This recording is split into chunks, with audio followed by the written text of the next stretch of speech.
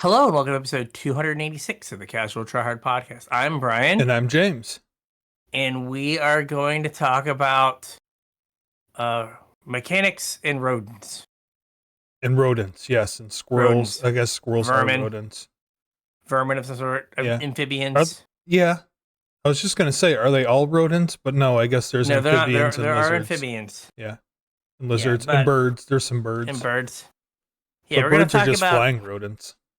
They are. It's like pigeons just flying. Seagulls are rats with wings. Right, yeah. Yeah. So, anyway, we're going to talk about Bloomburrow limited mechanics. And, which will bleed over into some of the constructed mechanics that we'll talk about in the not too distant future. Well, the mechanics are all the same, aren't they? Yeah, but it's just gonna be like the limited stuff, and then and that'll help inform the standards, the constructive stuff we're gonna talk about. Yep. Like we do every set release, we do an episode about mechanics, followed by an episode on signposts, and then we get into single card discussions. Timing's a little weird this time around as far as our schedules aligning to make this happen, so we'll see how we cover it. And the non-stop deluge of sets and announcements coming out. Yeah, that too. Yeah, it's been a wild summer so far. So hopefully we'll be able to keep it on track like we normally do, but time will tell. Also, bear with us if we have any technical issues. The internet has not been cooperating this afternoon. This evening. It has not. Yeah. Whatever, it has been bad. Right. If you're looking to support the show, there's a couple ways you can do it. The first is with our TCG player affiliate link, CasualTryHard.com/TCG. Surf on over there, do whatever shopping you're going to do, pre-order your Bloomburrow cards, or anything else. Maybe you didn't have enough time to pick up your Modern Horizons 3 stuff. You could pick that up also. I'm still waiting on cards to show up. Yeah, of course you are. And we're in the middle of spoiler season. Yeah. How it should be. Exactly. But if you want to pick anything up, you can help to support the show at the same time as getting yourself some pretty good deals at TCG Player. Like I said, CasualTryHard.com/TCG is our affiliate link. Yeah. Use that link, do your shopping, support us. Did I remember to say reach out to us on social media, Facebook, Discord, Twitter, all that jazz? I have no idea. Did you? I don't think I did. So. Well, do it. I did. Oh, just now you did. Yeah. Yeah. Gotcha. Yeah. So if in these next few weeks, if there's stuff you want us to talk about or not talk about, let us know. It kind of seems like we're going to be jam-packed for a while. Yep. But if you have something that you would like us to try to work in, if you're like, hey, don't talk about this normal thing you talk about, let us know. So you can reach out to us on Facebook, on Discord, on the artist formerly known as Twitter X. You can email us. Let us know what you would like us to talk about and stuff. Like I said, there's just been so much recently, and it doesn't seem like it's going to stop because we're going to be going to an 80s slashers film in a month and a half. Yeah, that's what you do. It just doesn't stop. Yeah. You go from happy, furry little animal creatures to 80s slasher movie with chainsaws and TVs. You got to balance the scales. It's the facts of life. Yeah. Yep. Equivalent exchange. That's right. One high fantasy set, one B movie set. That's right. You just have to go back and forth. Yep. We have Happy Little Bunnies and Chainsaw Massacres. Yes. Back-to-back sets. We had pirate hats, then detective hats, then cowboy hats. And cowboy hats, yeah. Yep. All within. So we had to break the hat trend. No. All right. That's a bummer. Oh, more hats. All right. I need more cowbell and hats. The other way you guys can support us, because we're doing this whole intro out of order, is via Patreon. If you want to support us directly, you can sign up and chip in money every month to help to support the show. Really helps us out, and we appreciate all of our patrons. Being a patron, you get access to our show notes, so you get a sneak peek about what the upcoming week's episode is going to be about, and you also get more content from us. We record our pre-show. That's how we know our internet is awful tonight. We test all that stuff in pre-show so that hopefully it doesn't make it to the show. But we record it and pipe it into our patrons' ear holes. So if you are interested in that, or are interested in the show notes, or are interested in just supporting the show, like I said, patreon.com/CasualTryHardMTG. You can chip in as much as you feel like, and we will appreciate it. Mm-hmm. And just so you know, being men in our 40s, we troubleshoot by unplugging stuff and plugging it back in. Did you try unplugging it and plugging it back in? Yeah, the age-old fix for generations. Yep. Unplug it, plug it back in. Yep. All right. So we have the Bloomburrow mechanics from the that they released before spoilers. Yep. And so this was part of their like announcement stream or whatever last week. Mm-hmm. So the first mechanic is Offspring. Offspring, like the band? Hey, come out and play. Did you know the lead singer from The Offspring has a PhD in like molecular biology? I did not know that. That is unexpected. He was in grad school at UCLA or USC, doing HIV research, and The Offspring blew up. So he left graduate school and then came back like 15 years later and finished his PhD. Good for him. There you go. Yeah. There you go. There's a thing. Yeah. So Offspring is just kicker, ladies and gentlemen. No, I don't believe it. It is. It's kicker that makes a token. Man. So creatures of Offspring, they have their regular cost. Mm-hmm. And then I do believe all the Offspring costs are 2. Nope. No? Nope. There were some that weren't 2? Okay. Yeah, I just saw one that was 4. Okay. So they have Offspring and then a cost, which I think is generic mana. I could be wrong. Nope. Here's one that's a black mana. Oh my god. Okay, I will shut up. Darkstar Augur, single black mana. So that bucks both trends. All right. It is not 2 and it is not colorless. All right. Well, aren't you glad you're getting information from me, a well-informed content creator? Anyway, so they have Offspring and then some cost. Yep. And if you pay that cost, you get a copy of the creature, Mm-hmm. but it is a 1/1. Right. So you get a little baby, teeny tiny version of the creature that has all the same text and abilities of that creature. Yep. Now, and has the same mana cost apparently. Yeah. Or mana value. Weird. Well, I guess if it's a copy, it would have the same mana value, right? Yeah. It is just awkward though, because like it's a copy, but it doesn't have, but it's a different size. Yeah. Which I guess we've done before, but it just kind of feels like it's a copy, but different. It's like, well, then it's not a copy.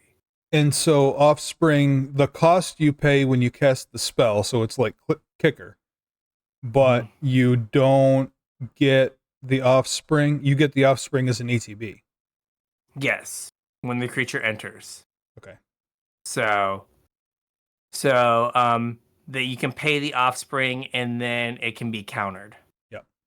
And then you would get nothing. And the Offspring could also be stifled? Yes, because it is a trigger, but it could also be doubled. It could Panharmonicon? Right?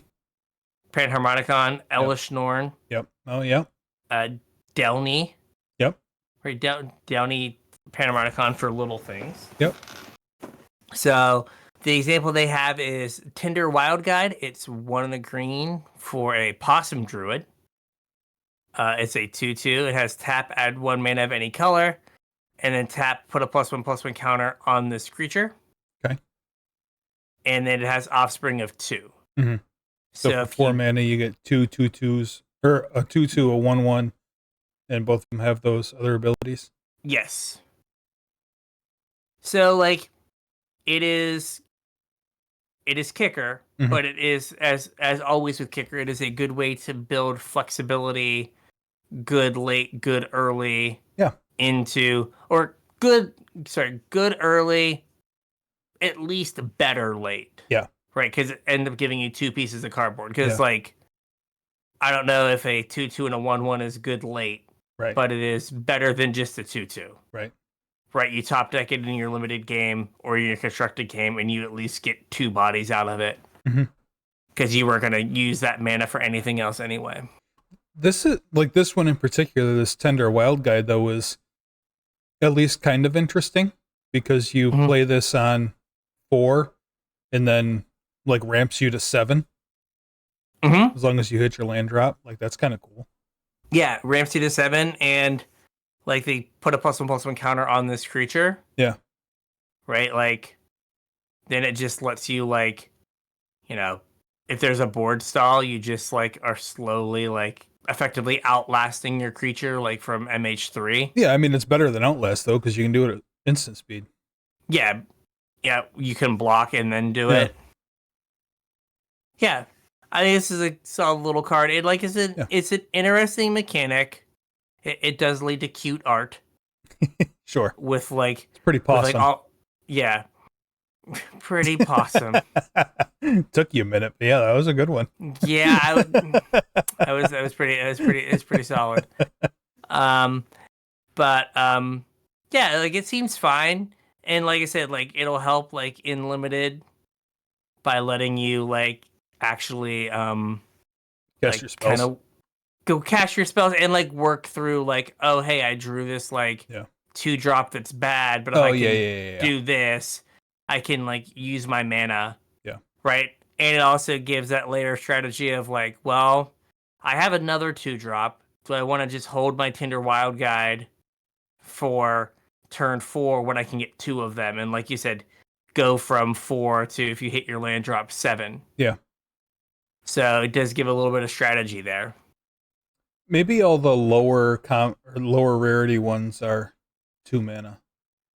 Yeah. Like I said it because a lot of them look like they were 2 mana when I was going through like the spoiler. Those couple that I pointed out were both rares. Now here's a comment at 3 mana. So. Okay. Nope. Trend is gone. Moving on. Trend is gone. There is no trend. Nothing means anything. So timing stuff we covered. This is a cost you pay when you cast, but it's an ETB. Mm-hmm. It has the mana cost. It's a token. Yep. Mm-hmm. I think that about covers it. Yeah. It doesn't copy the spell. It gives you a copy of the creature that's a 1. Yeah, it basically tax when this enters. Oh, I guess we should point out, they got rid of enters the battlefield. They did. And they just shortened it to enters. Yeah, I think that was in the last comp rules update. They did that. Yeah. Yeah, and this is the first set that has it. Yeah. So when you see enters, that is just short for enters the battlefield because they keep printing like novels on the cards and they were trying to figure out ways to get more words on there. Get more words on there / like make the font not have to be like Yeah. There was another like verbiage change that they made too, but I can't think of it off the top of my head. Yeah. I just thought it's funny, like you look at old cards. Yeah. That like had like size 4 font because they had to write out like all of these rules. Yeah. And now we're back there. Right. Like 30 years later, it was like, okay. That was where we were supposed to be. We were supposed to have Yu-Gi-Oh levels of text. Who knew that keywords freed up design space? Yes. And by design space, I mean actual space on the magic card for you to fill with more design. With more words, yeah. All right, so what's the next one? Next up, we have Gift. This is also a new keyword ability that is also Kicker. Kind of weird. Actually, we have lots of Kicker variants in this set. Mm-hmm. It's an additional cost. These ones I don't believe you pay on cast, right?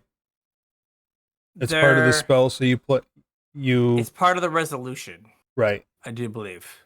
I think you have to choose it when you cast. Mm-hmm. Because they target. Yes, and you have to like. Oh no, it does not target. Yeah. Okay, let me finish explaining it, and then we'll go back. So there's a couple different gifts that you can give. The card will specify which one. And when you have a card with gift, you give a gift to your opponent or an opponent, if you're playing multiplayer, and then it will change what the card does a little bit. So the example that they have here is Kidnap, 2 and blue for an aura. You gift a card, and it says you may promise an opponent a gift as you cast this spell. If you do, when it enters, they draw a card. So you're gifting them a card. When Kidnap enters, tap enchanted creature. If the gift wasn't promised, put 3 stun counters on it, and you control enchanted creature. Gotcha. So you're gonna, with this card in particular, you're gonna let your opponent draw a card in exchange for not having stun counters put on this when you control it. It doesn't say target, so I don't think like this might get around like Leyline of Sanctity or something. Yes. I think that, so if a spell were to target, yeah, right, if it had 2 targets, a player and then the creature, right, the player that you promised a gift to could kill the creature underneath it, and then when it would enter, it would still try to do as much as it could, so it would still give the card to the targeted player. Okay. I do believe, right? Like that's usually how it works, Yeah, right? The spell tries to do as much as it can. Yeah. So this, as it doesn't target, it makes it so, right? As long as it resolves, they always get the gift. I was gonna say, I don't think they get the gift. I am not sure, right? Because like if it when it enters, so this wouldn't enter if it had no target. Yes. So they would not get the gift. Yes. Yeah. There's examples of this not on enchantments though. Yes, those are on resolution, right? So Parting Gust, white for an instant, it has gift a tapped fish. You may promise an opponent a gift as you cast a spell. If you do, they create a 1/1 create a tapped 1/1 blue fish creature token before its other effects, and then exile target non-token creature. If the gift wasn't promised, return that creature to the battlefield under its owner's control with a +1/+1 counter on it at the beginning of the next end step. Okay.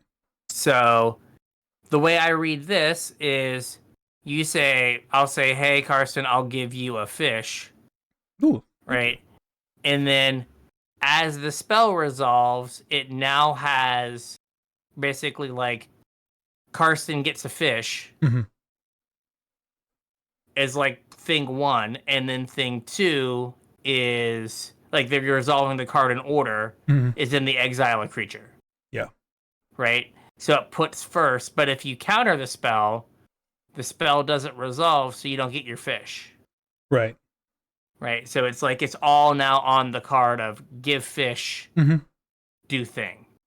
I think like my question was, if I'm casting something that's giving my opponent a fish and I choose to give them a fish, if they have hexproof, can I give them a fish? It doesn't say target. Right. So yes. Okay. So it's like, I think it's like Council's Judgment. Yeah. Where that was my understanding as well. Just wanted to be sure. Yes, that is how, since it doesn't say target, you just like, you can do it.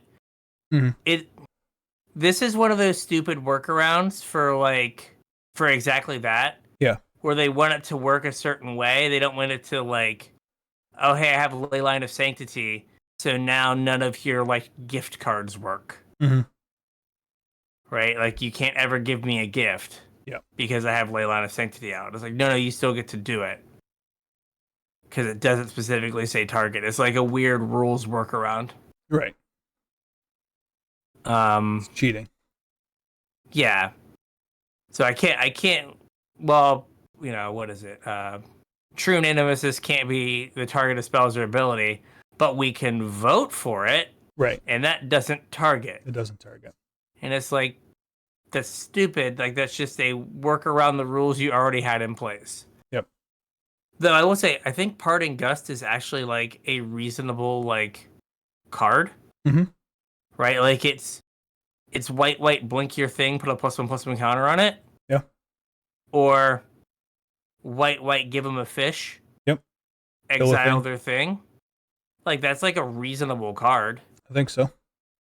It's limited because it's non-token creature. Like of course, whatever it is, the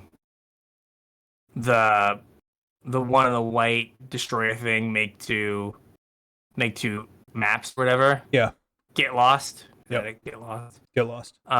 Yeah, it's better against creature enchantment or planeswalker, but like this does a lot of that. Mhm. And also you have the like out of just like blink my thing. Blink your thing to save it, or double Yeah. up your ETBs or whatever.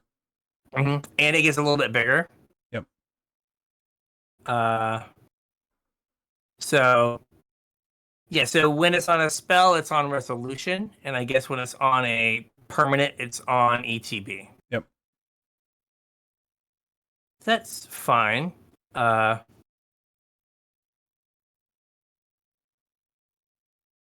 Yeah, so it is when it starts resolving. Mm-hmm. All right. So next up here, we have Forage. And nom. Yep. And this is kicker for abilities. Mm-hmm. Kind of weird to think about, but Forage is an extra cost to pay for abilities. To forage, either exile 3 cards from your graveyard or sacrifice a food. Note that you can't sacrifice a food to both forage and for the food's ability to gain life. So you can't like do both at the same time. If an ability triggers whenever you forage, it's looking specifically for the instruction to forage, not just like randomly exiling 3 cards from your graveyard or sacrificing a food. Yeah. But there are some like ETB forage cards as well. Oh, are there? Yeah, there's a bunny. Okay. It's like I think it's a bunny or a squirrel. It's like bushy something. It is 1 and a green for a 2/1. I think. Hopefully, I'm not making this up. I've not had a great track record tonight. It was just spoiled today, so let me look at newest spoilers, and then we'll see if I can find it. Da-da-da-da. Bushy bodyguard. Yes. This is when this creature enters, you may forage. That's still an ability though. It's a triggered ability, not an activated ability. Yeah. What I meant was this isn't kicker that you choose when you cast the spell. This is kicker like as an ability. Okay. Fair. Yeah, this bushy bodyguard just has all the keywords. Yeah. Offspring and forage. Yeah. How many more can we get on there? So like this is so in this set, like black green cares about making and utilizing food. Mm-hmm. And kind of also the graveyard. And food. Yeah, but like this lets them like kind of like split the difference, right? You can like do like if you kind of have like food makers, you can use them. You can use that food to forage, but then like especially in a limited game, later in the game, right? Your graveyard is just gonna have stuff in it, right? So then you can use that stuff to get the bonus. Yep. As well. So it's kind of letting them like split kind of both ways. And there are oftentimes in limited where you will get you'll get archetypes or color pairs that you can like build the black green graveyard deck. Yeah. Or like the black green like control-y rock deck. Right? Maybe this gives you like there's like a black green graveyard deck to turn on the forage stuff, and then a black green food deck. Or it might just be you get enough foods that you can do it early on, and then later when the game has happened you can use your graveyard. Yep. I mean, it's a neat mechanic. The fact that it kind of like is looking at two different things. I guess it like makes sense in both senses. Like from a flavor point of view, Yeah, right? You forage to try to find food, so you either found food or you dug around in the garbage looking for food. makes sense for me. Um, but why this isn't um, the raccoon thing? I think they said the raccoons are in all colors. Okay, but like I feel like every raccoon should just have forage. Forage. Yeah. Yeah, like are we gonna have like you know dumpster dive, lord of the dumpster diver of all, or something? Rudy, Lord of the Dumpster. Yeah, something like that. We have a hug. Yeah. Why can't we have dumpster? New land type dumpster. It's out behind Duskmorn. It's in the alley. It's land type can. Yeah. Land type fill. Right. Land dash fill. Land dash Phil. There we go. We did Hey, it. what's Phil got to do with this? I thought his name was Rudy. Yeah. All right. So yeah, I think it's neat that like maybe it lets you build two different types of limited decks, and it works from a flavor point of view. Yeah. And it does have some cards that will make it in the cube, because I was like on black green game objects as Right. an archetype, and it's like, oh, you're giving me ways to both make and eat my game objects. Thank you. Yes, I please. appreciate that. Do you think this is a constructed mechanic or just limited fodder? I mean, it's hard to tell without knowing what the cards are, but like it kind Yeah. of feels like a limited mechanic. It does, because like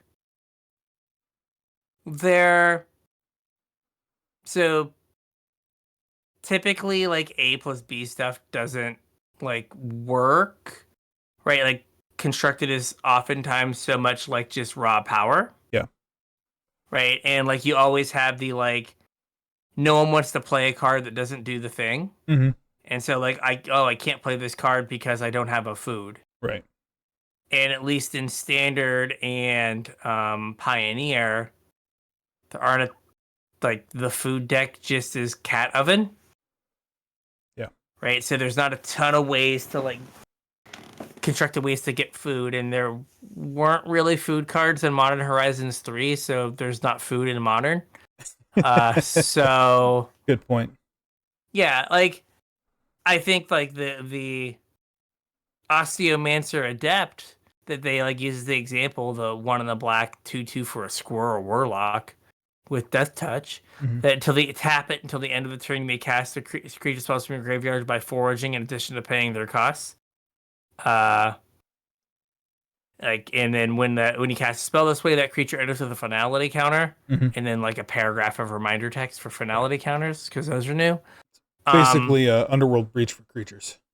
Yeah, like that could be constructed playable. Yeah.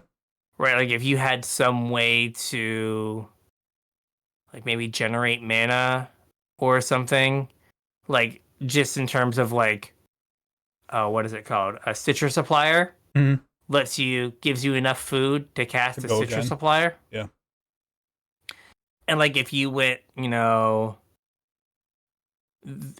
Stitcher Supplier, this Insidious Roots, and then like could like start casting stuff out of your graveyard to make plant tokens, then tapped for mana later on. Mhm.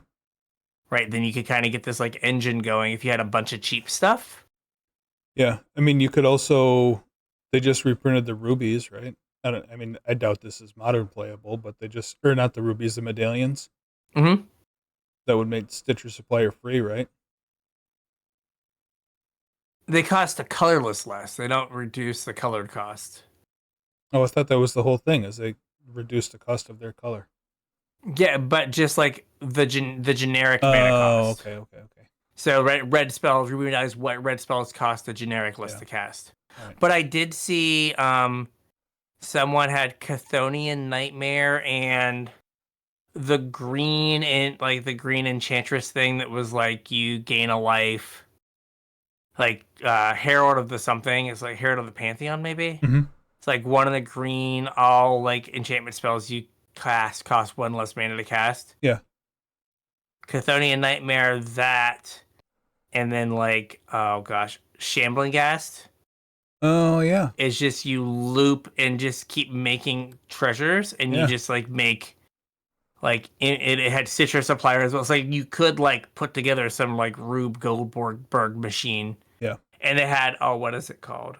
Uh Marionette Apprentice Mm-hmm. as like the win con. WinCon. Yeah. That's kind of cool. But like you might be able to put something together like Zulaport Cutthroat and like this guy if you could just keep filling your graveyard. Yeah. Somehow. Filling your graveyard and generating mana, no big deal. Like Yep. But like, what's his name? Tyvar would make all your plant tokens tap for mana right away. Yep. Pseudo hasty. Yeah. So, and like Tyvar would work well with this because you could tap it to activate its ability. Mm-hmm. And So also like gets a piece out of your graveyard. Mm-hmm. Gets like whatever you needed and filled your graveyard along the way. Yep. Yeah. Okay. Like I said, I think that like you would have to be for construction. You'd have to be okay with the like fail case of I can't forage. Right. Is this card? Am I happy with this card if I can't forage? Yeah. But like obviously, if this is where I think this is the most powerful forage card that has been spoiled. Mm-hmm. If this is the direction that they're pointing the power for forage, they're like expecting you to dig in your graveyard and not sacrifice foods for it, I think. Yes, like in constructed, maybe it's like I can't because like Underworld Breach for creatures, right? Like it's just the filling the graveyard part back up because like what are they? The Burning Tree Emissary, like it's free, right? You just get to cast it, you get the mana back. Yep. And like can kind of keep the chain going. And like you cast it for green or whatever, but like what are you doing with that? What was the other one? Hidden Herbalist? Oh yeah, if you had Revolt. Yeah. It was like was it one on the green and it made green or something? Yep.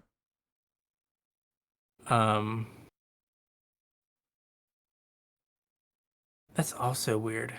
What's that? So there's this Thorn Vault Forager. It's one on the green for a 2/2. Mm-hmm. It taps to add a green. So it is like almost exactly the same as Tender Wild Guide. Yeah. But then it has tap, forage, add 2 mana of any combination of colors. Huh. And then 3 and a green tap, search your library for a squirrel card, reveal it, and put it in your hand and shuffle. But it's weird that they have 2 rares that are both tap, add a mana. Yeah. And then the Thorn Vault Forager does way more. Right. But it's just kind of funny that they're like, yeah, we can have 2 rare mana dorks. It's 2 fine. Mana. Yeah. At 2 mana. It is weird. All right. So less next possum. up we what? It's less possum. Less possum. Yeah. Less possum. Yeah. Okay. So I have Valiant. So this, how do they describe it here? Valiant is a new keyword ability that highlights triggered abilities that trigger whenever a creature becomes the target of a spell or ability you control for the first time each turn. It is kind of fixed heroic. Yeah, it's heroic. It's not as good heroic. Yeah. Not that heroic was busted in need of repair. Right. But it is less good heroic. Well, I mean, to be fair though, they're the best deck in standard for a little while during its time was blue-white heroic. Mm-hmm. And there's been a resurgence in like red-white heroic in Pioneer. Yeah, but like not to the point where you're like, ooh, like we can't do heroic Oh yeah, again. no, It's no, too good. it's not broken, You know what I mean? but like it was a It is fine a good mechanic. mechanic. It is a powerful mechanic. Yeah. So their example they have here is Seed Glaive Mentor. He is 1 red white for a vigilant hasty boy. Mm-hmm. That is a 3/2. He's a mouth soldier. And whenever Seed Glaive Mentor becomes the target of a spell or ability you control, for the first time each turn, put a +1/+1 counter on it. Fine. Yep. Fine. Seems like a limited mechanic. It does. It does. Like, I thought there was Although, like a couple of higher rarity that seemed okay. Yeah, I guess if they're limiting it to once per turn, they can get a little more creative with the trigger, what the trigger is. Because heroic was always a +1/+1 counter, right? Yeah, I think so. Now that I say that, I don't think that's true. I don't remember. I don't remember either. I know that the 1-drop one was like a +1/+1 counter and like prevent all damage dealt to it. Yeah. So there's like Emberheart Challenger, 1 in a red for a Mouse Warrior with haste. It's a 2/2 with prowess. And when it becomes a target of a spell or ability you control for first time each turn, exile the top card of your library until the end of turn. You may play that card. Okay. So like that like kind of keeps you going on the whole like heroic cast more spells thing. Yeah, except like you're not going to get your trigger for the next one.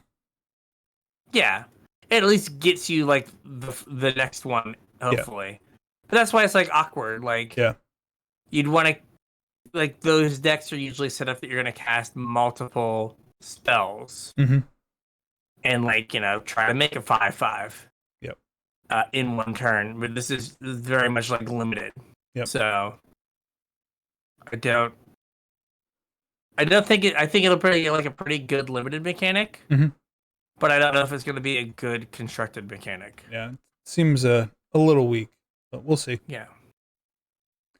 Next up, we have Expend. This is an awful mechanic. It's also a new rules term that tracks how much mana you spent to cast spells over the course of the turn. Expend will have a number it cares about, and it kind of works as a threshold.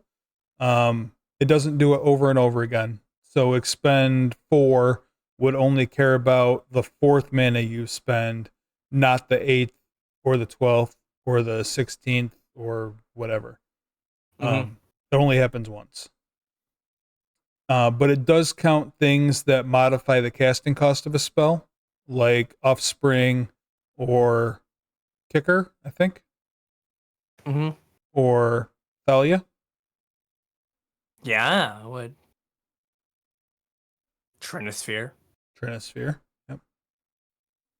Am I still around? Yeah, you're still here. I record. Okay.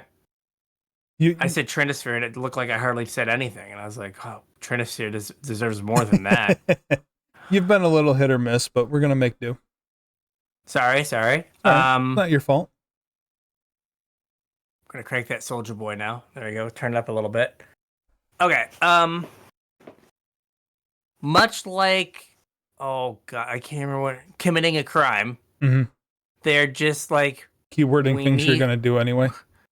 We're keywording playing the game. Yeah. Right? Are we gonna get to like, I would say discover, like,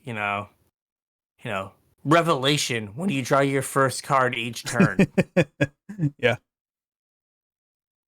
Rebirth when you untap. If you untap 3 or more permanents, do the following. Yeah. It's like, oh. Yeah, like, I don't know. It's fine. It feels like uninspired. Yeah, definitely. But like that's kind of always what the green-red mechanic is just uninspired, right? It's like ferocious. Well, that's a thing that we already did. And then we also have like cares about having a creature having a creature with power 4 or greater. Yeah. Can attack or get some buff. Like 4 power matters is like, yeah. So like, I don't know. It seems like weird. And it like also kind of incentivizes the typical like red-green stuff of like the easiest way to expend 4 is to play a 4 or a 5 drop. Right. Right, but you can like cobble it together. You can spend 2 and then 2. Mm-hmm.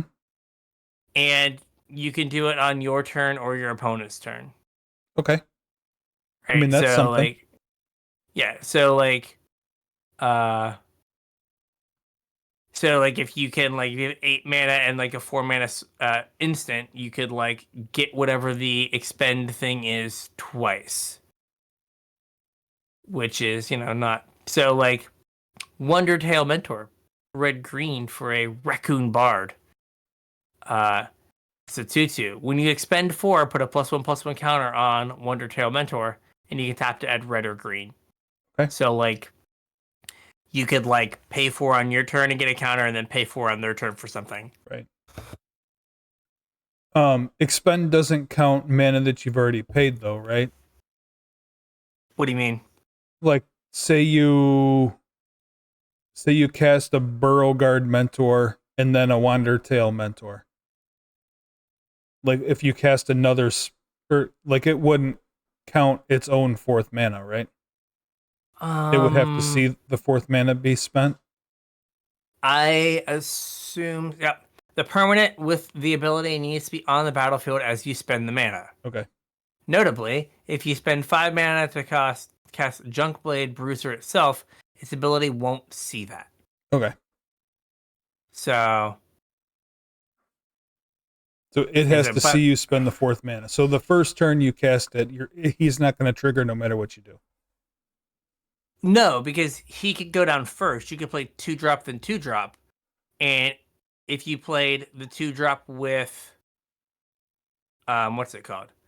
With Expend, and played a 2-drop without Expend, the Expend 2-drop would see you pay the 4. Right, but like Junkblade Bruiser here, though, is a 5-drop. So the turn you play Junkblade Bruiser, he's never going to... Absolutely. He doesn't get, because, like, because... I think you're right. They you spend your 6 mana. Yeah. You're spending at best your 6 mana to cast spells that turn, so the ability will have to wait to trigger. Gotcha. So so you do have to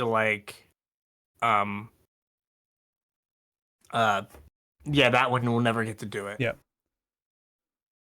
And it only counts mana spent towards spells, so like abilities don't count. Yeah. So, like, you can't have, like, Jamde Tome. Right. What about, I'm assuming, like, a mana drain? Or not mana drain.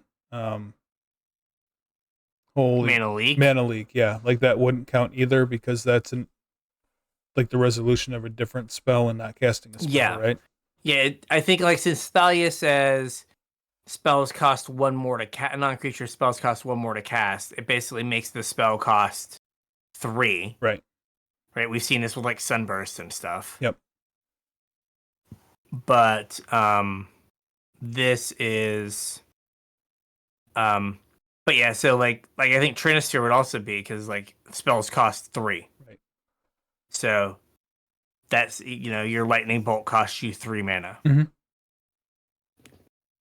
And then your next Lightning Bolt costs you 3 mana, and you got a +1/+1 counter. Get some. Get wrecked, nerd. I think if you're spending 3 mana for Lightning Bolts, you're probably not gonna come out ahead that game. Poorly. Yep. All right. Would you like to handle the last one here? Oh, not really, but I guess I will. The last one is Paw Print. Yep, you heard that right. Up in here. Paw prints are used on modal cards as a different way to choose modes. So on the card, it will say spend so many paw prints, symbol of a paw. And then each mode is going to have a number of paw prints that correspond to it. And let's see, I have an example here. Sure. Season of Weaving is the example. It's 4 blue for a sorcery. Choose up to 5 paw prints worth of modes. You may choose the same mode more than once. A single paw print is draw a card. 2 paw prints is choose an artifact or creature you control and create a token that's a copy of it. And 3 paw prints is return each non-land, non-token permanent to its owner's hand. Yes. So you could spend 5 paw prints to draw 5 cards. You could. For 6 mana. 6 mana. Mm-hmm. You could spend 3 to return each non-land, non-token permanent to its owner's hand, and then draw 2 cards. You could. You could draw 3 cards and make a copy of something. Yes. Yep. I think this paw print mechanic. So it's energy that you don't get. Energy that you don't get. A math problem that they could have used numbers, but numbers were not flavorful for the rodent set, the little animal set. So I think this mechanic is only on the 5 mythics. Oh, the season of, because there's a cycle of seasons, 1 for each color. Oh, there's only 4 seasons though. Sir, there's season of the burrow, season of weaving, season of lost, season of the bold, and season of gathering. I gotcha. Clearly, there are 5 seasons. But yeah, there are the 5 seasons cards, and I think that's the only thing that has had the paw prints thus far. I guess like that's kind of a stretch to call it a mechanic then, but you do you, Watsy. You do you. I mean, there's like a card with Storm. We didn't put Storm in there's 2 cards with Storm, isn't there? I know there's a Planeswalker. I thought there was a creature that was spoiled today. Oh, it makes a copy of itself. Oh, okay. Not actual Storm, just does Storm things. Whenever you cast an instant or sorcery spell, create a token copy of Stormbreaker. Exile those copies to beginning of the next end step. Gotcha. So if you play this 4 mana thing, yep, and then cast 5 spells, you have 32 1/4 hasters. Win the game. Win the game. It's what's it called? Empty the warrens with more steps. Yep. It's backwards, empty the warrens. It's backwards, empty. You've got to play it first and then go off. Yep. Has haste though. Which makes it awkward. It does, but like empty doesn't win on the same turn. Yes. The paw prints are like whatever. Yeah. They're silly. Like, okay. They're silly. They're flavorful or whatever, but like these could have been numbers. They could have. Could have been actual anything. Yeah. Choose modes that add up to 5. Right. There we go. With these cool things called numbers. It's fine, right? They love themselves a modal spell now. Mm-hmm. So I'm fine with modal spells. It just seems kind of silly to like make a mechanic specifically for this set and this set only for 5 mythics. Yeah. I mean, I guess like, I know I said something similar to like energy of like, why are we making a like new thing to like track? Yeah. Right. Like at least they don't have you gather paws. That's true. So like, you are a rodent serial killer. Hey, you must gather paws. We have a pelt collector. We could have a paw collector. If this is true, hey, next set we have like leather faces chainsaw string of paws. Exactly. Just that what is it? Balin Hay or whatever his name is. Just him like chained to a wall with no paws. Yeah. Yeah, Balin the Haymaker. I'm sorry. Yeah, it's silly. It's fine. I'm sure the cards will play fine. Yep. But I don't know. It's so awkward that we're just like, they're just pictures of little paws on Magic cards now. Yep. But whatever. There's nothing a matters. lot of things that are awkward now. Yeah, nothing matters. It's fine. Yep.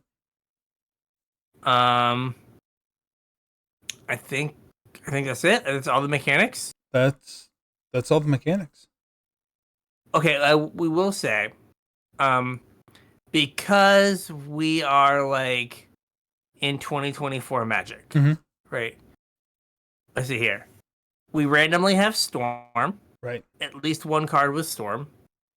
Mechanic that we're never going to print again. Never gonna print again. We randomly have at least 2 classes. Mm-hmm. There was a time not too long ago where that was an entire like mechanic Right. for a set. We just randomly have 2 of those. I think there's going to be more of those. We randomly have a landfall. We do randomly have a landfall. So I'm just like, are there any other like random used to be mechanics that we would like have for an entire set? Oh, here's a. Yeah, I guess there are 2 rare classes, and then there are some uncommon classes they've spoiled. So there might be a cycle of rare classes, and then a cycle of uncommon classes. Don't forget about Threshold. Oh yeah, there is like that. Why didn't Threshold make the mechanic thing? Right.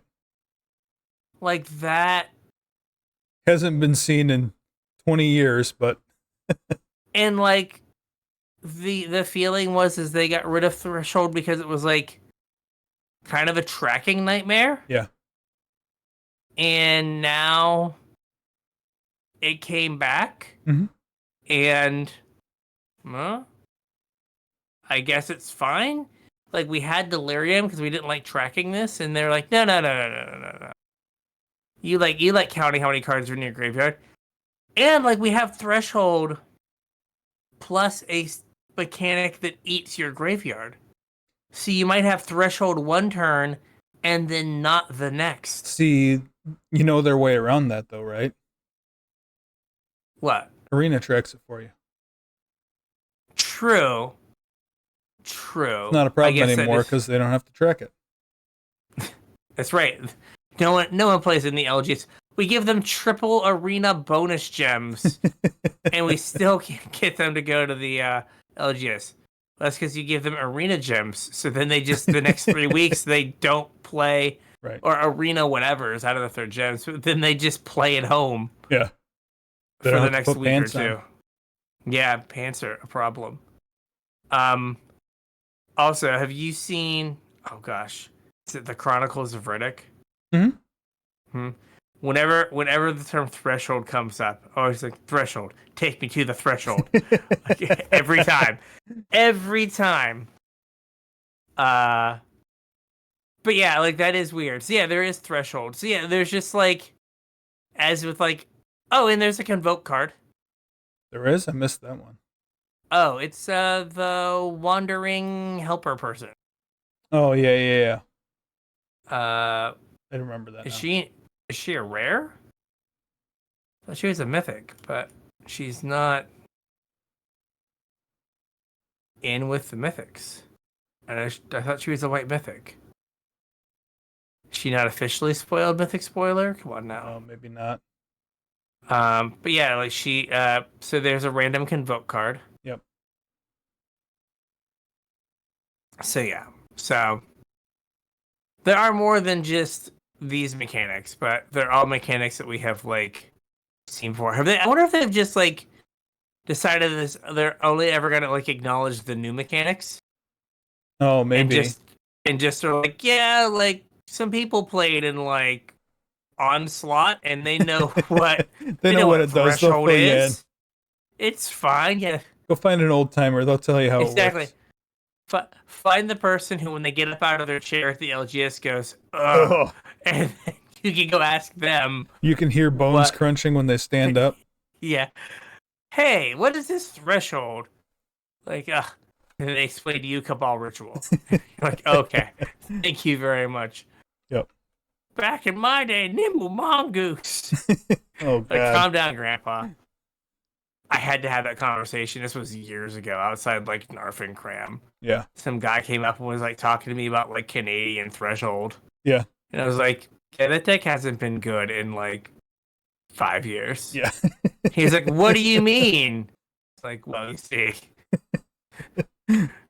They've printed a bunch of silly stuff in comparison. Yeah. And now if I could have now I am that guy. Yeah. And someone's like, and I'm like, oh, what about like, you know, oh gosh, well, what about Maverick? And they're just like, Maverick. Maverick. What's You Maverick? see, Do people you even know see- what Maverick is anymore? there was a guy at that Legacy event who was like, I'm playing Maverick. Wow. And Roland was like, that's a word I know. As the poor Maverick player is getting like grief scammed on turn 1 and then Psychic Frog destroyed on turn 2. And it's like, oh. Well, what's going to be This was funny less is when fun. it like comes full circle and like they call some other deck Maverick. Oh yeah. They'll be like, yeah, I'm on Maverick. And then he sits down against you. No, you're not. The hell is this? Playing like some Civic deck and they're like, come on, Maverick. It's and not like, Maverick. back in my day. All right. So I think we got a show with all this. We got all the mechanics, right? We got a show. It was a little rough. Again, I'm going to apologize for the internet issues, but we got through it. So, if you have any suggestions or thoughts other than like, I don't know, us like getting a T1 line between our houses. That's going to be awful please. expensive to run to Wisconsin. Yes. Yes, it will be. Like, feel free to reach out to us, Facebook, Discord, Twitter, email, and let us know what you think, what you would like to hear us talk about and all that jazz. Absolutely. If there's cards you want included in our set review or something you think we didn't discuss well enough, or like Brian said at the top of the show, something you want us to skip, hit us up, let us know. This is the only way we're going to give you what you want. If you're looking to support the show, 2 ways to do that. First is with a TCG player affiliate link, CasualTryHard.com/TCG. Surf on over there, do all your shopping, buy all the Magic cards, and support us at the same time. If you want to support us more directly, Patreon.com/CasualTryHardMTG is how you can do that. Over there, you can chip in any dollar amount you feel is appropriate for the entertainment and information we provide for you. In return, we'll give you access to my show notes, so you get a sneak peek about what the upcoming week's episode is going to be about. And you also get access to our pre-show, another hour-ish, sometimes more, usually a little more, typically not less. Every week, completely unscripted, unedited, everything. Oh, it's the unshow. That's right. Yeah, it's the unshow. I called it the pre-show last week, too. We're going to figure this out. Like, branding is hard. It is hard. I mean, we've been doing this for 5 years. Yeah. Eventually, I'll get it down that it's the unshow. Un. But if you think you'd enjoy the unshow, or if you just want to support the show, like I said, Patreon.com/CasualTryHardMTG, and chip in, help support us. All right. So with that, we'll catch you on the internet. We'll catch you on the internet.